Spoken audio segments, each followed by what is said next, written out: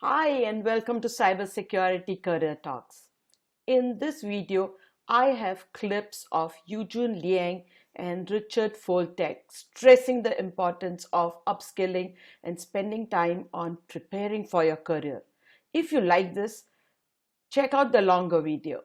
And I think that's the key that Eugen and us are trying to really motivate people is this is obviously not about certifications, right? But this is about achieving your own personal goals and investing in yourself. And obviously certifications play a role in that, but again, that's what we're tackling right now. But the key that we're really trying to do is to get that bad angel on your shoulder that keeps telling you, to waste time, watch TV, do something that is really not productive because you're tired, you're this, and really kind of wake yourself up and say, look, do something productive with your life. Whether it's go to the gym, get healthier, start eating. I don't know what your goal is, but the idea here is invest in yourself, spend your time wisely, and just do it. I mean, it really does come down to that because it's hard. This is not an easy thing. You want to eliminate your bad habits and replace them with good habits. And again, it's a personal struggle, it's a personal journey. We could talk about our own, motivations and how we kind of like do these particular activities, but in the end, it's your own journey. And that's really what we're trying to emphasize here more than, oh, go get this cert and do that. There's no, let's just say, easy answer to any of this. But there's a Chinese proverb that says something that success comes when opportunity meets readiness. So if an opportunity comes along and you're not ready for it, you're not going to get your success.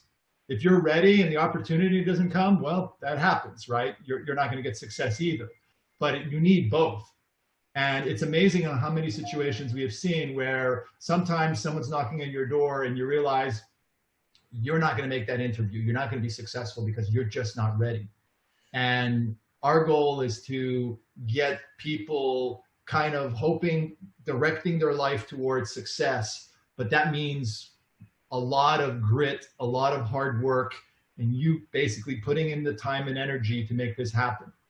And we're here to kind of help you eliminate your excuses for why you're not going to do this. So let's continue, if that makes sense. Can you tell me a little bit about like when to have what, or how do you decide on the mix for a person who's like trying to transition to a technology career or a cybersecurity career? So personally, I would start where you are. So if you follow the continuous improvement model, you start and evaluate where are you at. If you're brand new, in other words, you've got nothing and you're starting from nothing, then I would go with those early like TIA type, A plus, network plus, security plus, your basic introduction to the various technical spaces. In the Cisco world, you can start with their associate degrees that they have. Again, it depends on what it is that you're trying to get yourself into, but start where you are and baby steps. Don't, I know people look like at the CISSP and say that's what I want to get. Well, great, but if you have no background to tackle that exam, you're setting yourself up for failure. So, you're not going to become Arnold Schwarzenegger going to the gym once. That just isn't going to happen.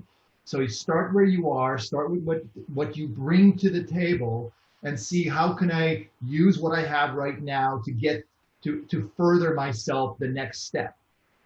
And so that's the way I would tackle it. And I'd leave it to Yujin to kind of, what his take on that is. I I totally agree with what Richard has said. So just I can give an example of what I did in the past. So in 2016, I just became interested in the cloud. But before that, I never done any infrastructure related work on my career. All my career before 2016 was on development, enterprise Java developer, developing enterprise applications using Java, Spring, Hibernate, database, Oracle, Sybase, all kinds of database. But I never managed the infrastructure. And I was always treated as the other people's computer. But in 2016, after I watched some video from a cloud guru, I became deeply interested in the cloud. So I spent 4 months, acquired all 5 AWS certifications, and then build up a career in cloud. So that, even that's not security related, I believe the same approach can be applied to security as well. So that's why we should start from a certification if you never had any experience in security. So, Richard, are certifications required or are they just nice to have? Want to take your because we disagree, I think, on some principle. But go on, Yujun, go ahead. So I can see from a lot of places they don't require certification. And that's from a mindset, or maybe they never believe it. But in some places, like the security side, people always need to have a certain certifications. The area including infrastructure. So I see a lot of people spend tremendous amount of time getting CCNA, CCNP, and the CCIE in network. And the security people getting what was that? CISSP and other security related certifications. So I believe it's really domain specific. Some may not require, but some they just have a habit or culture. So you need to have a certain amount of certification to show you are interested. That's my take. What do you think, Rich? So I will look at the CIS, all these exams as an independent attestation that you have the knowledge that is considered industry best practice. Okay, that basically means someone independently tested that you know this material. That does not mean you have real world experience or know what you're talking about. So and then I will say this because I've interviewed a number of people who had all the professional AWS certifications, and they could not identify where the skeletons were in the cloud, as I like to refer to it, because every cloud has certain, let's just say, weaknesses and designs that are problematic that they won't cover on the exam, but if you've played in AWS long enough, you know these exist. And so it needs I do strongly believe to be successful, you need a balance of real world experience and basically the certifications, because the real world experience is also not good enough. And let me explain why. What ends up happening when you work in a cloud project or any, let's say, domain of expertise is you get stuck in a silo that just, like security. Well, I work on SIEM, right? That's a technology very specific to Splunk or Logarithm or some other technology. And you get really, really good at the SIEM aspect. But you have no visibility towards anything else, like your network firewalls, your load balancers, your architecture. So you get stuck in a very specific specialization without understanding the big picture. And that is a career killer. Because to be successful from a high perspective, you need to understand beyond your domain that you work at your profession. And this is where the certifications truly shine, because what they do is they give you at least a good enough cursory knowledge of all the other pieces of the big architecture that you have to be conscientious about so that you can solve your business problems. So yes, you need real world experience, but that will put you into a very specific technical silo, and you will only see 40% of your world.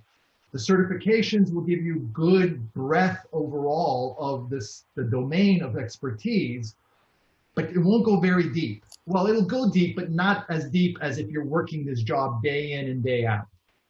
And so by blending the two together, you're presenting your best face. And that's the way I look at it. It is not that the certification, I think it augments your experience. And if you don't have any experience, I will tell you that You can come in and say, look, I've got these certifications. I understand this. I'm looking for experience. At least you're coming in with an honest perspective and saying, look, I passed these. These are hard exams. I know this material. I know the big picture. Can you get me a job? And they will help. Like if you're honest, because I'll be on, personally, when I interview people, and I don't know about yourself, I just look at their resume and I'm really checking if they are who they say they are. Because a lot of people, what they like to do is stretch their resumes and they expand on it. And if you come honestly and you say, this is what I bring to the table, this is what I have, those certifications really help. Why? Because I don't have to test what you've been tested on already. Somebody else did that for me. And that's really important. At no point do I look at someone who's got the core 5 AWS certifications, think he's like God and he's an expert. It just means he knows enough to do the job. Whether or not he will do the job well it comes with experience, a couple of scars here or there teaching you what not to do. But look, that will happen in any situation. So hopefully that helps understand that balancing act between real world experience and certification. So I think it's a very useful aspect. Hopefully that answers the question. Yes, it does. At what time in a career are certifications most useful? When I'm beginning, I'm starting my career, do certifications matter at that time?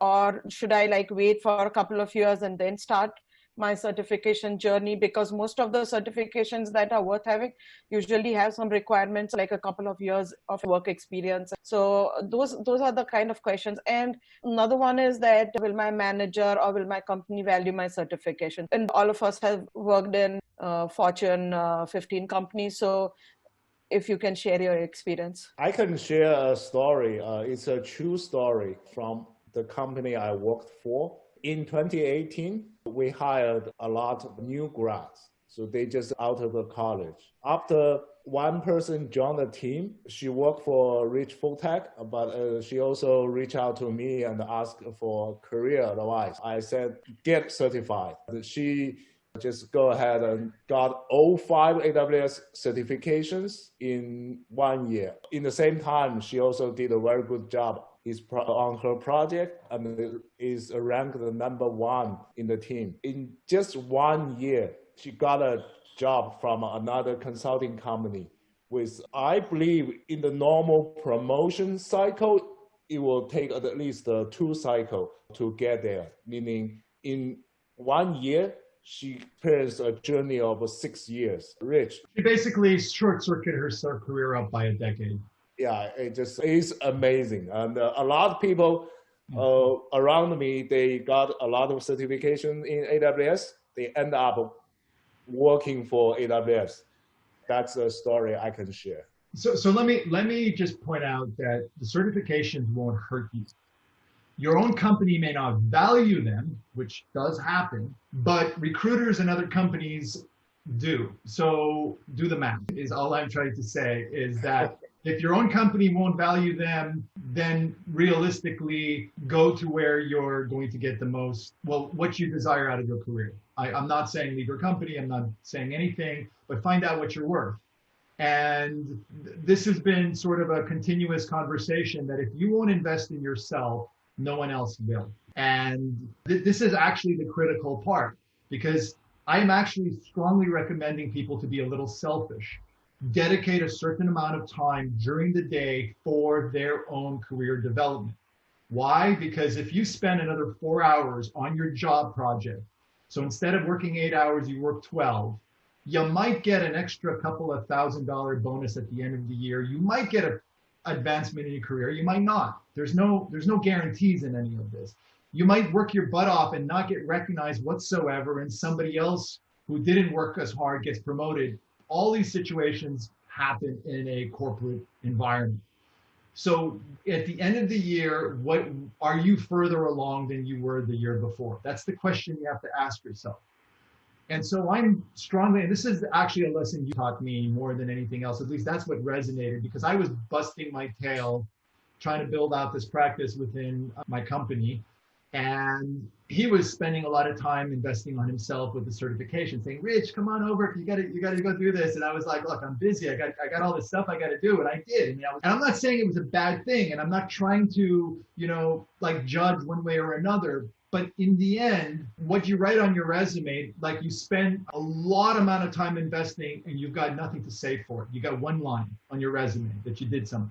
How well you did, no one can really tell, right? There's no evidence, there's no other. Let's say you worked on a project that then got canceled. Even though you worked your butt off, the projects get canceled all the time, stuff happens. How do you demonstrate that you personally have advanced or learned or did something better? That's why I think this independent testing, it's like getting an MBA. People are saying, is it worth it? Is it worth spending $700 on a ISC squared certification? I spent $100,000 on an MBA at SMU. My company only gave me $40,000 stretched over like $10,000 a year over a period of time. So that was $60,000 out of my own money on an MBA program. I worked my butt off. I was like the second person in the entire school to get a 4.0. I left. I applied to a bunch of jobs. No one cared. Okay, so let's be frank about this in the sense that even if you put your time and energy, you get your schooling, you get that little certification, or you get that diploma, right? By itself, there's no guarantees. Now, has my MBA helped me? Yes, because I use it all the time, right? But I will tell you, no one came knocking on my door saying, Rich, you have an MBA and an engineering degree, here's a job for you. It's not that simple. And both Yujun and I, on LinkedIn, because we help people through this journey, and this is something that frustrates me. There's some people who think, I'm going to get my associate's AWS exam, and then suddenly there's going to be job offers coming in my way. Or I get this one cert, or these maybe 5 certs, and then people are going to be knocking on the door. Maybe they will, maybe they won't. Okay, let's be clear about this. But in the end, those certifications don't hurt you. They advance you further ahead in your career. They make you more promising to potential employers. And if you just think that I'm going to just do these 2 certs and I'll be done, you miss the point.